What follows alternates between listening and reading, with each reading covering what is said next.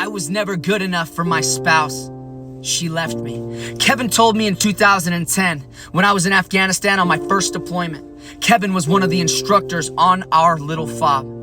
Kevin said, Ryan, you have to give your wife everything and then some. You always have to treat them with respect and you have to love them, Ryan. One day you're gonna be married and you're gonna know. And I tried to do all that, but my wife, she always just laughed at me.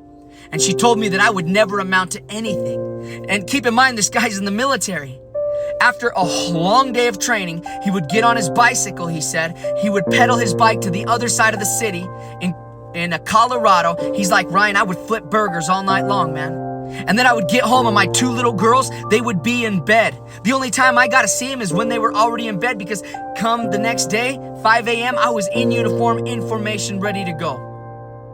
I was never good enough. I was so sick of people laughing at me, he said. He said, Ryan, you always have to get the last laugh no matter what. Kevin got stationed from Colorado. He moved to Texas. Man, I was so excited, Ryan.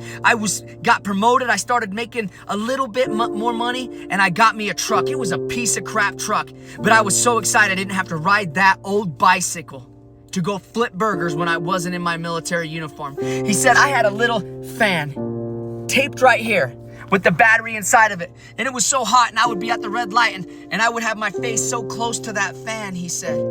There was a car full of soldiers in this convertible Mustang that pulled up. And they pointed at him and started laughing at him. Man, my wife didn't appreciate me. Everybody was laughing at me. Right then, Ryan, I decided I'm gonna get the last laugh. My wife divorced me.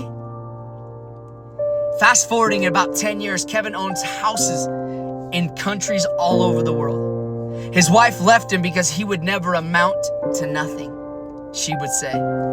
Kevin now was a contractor overseas, retired from the military, living in the one of the ex-Detroit Piston players' house.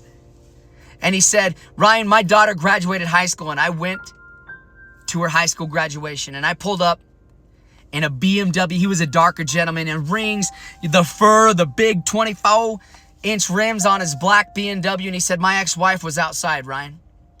And I didn't shove it in her face. I didn't give her no glare. He said, I just smiled at her. And she started to cry. And he said, Ryan, I didn't have to laugh at her. But when I smiled at her, she knew that I got the last laugh because she pushed me down. Friends, it's our duty and our obligation to treat women with respect, and women to treat our men with respect. If you want to keep your spouse, women, you have to respect your man. Men, you have to love. Those are the two key words.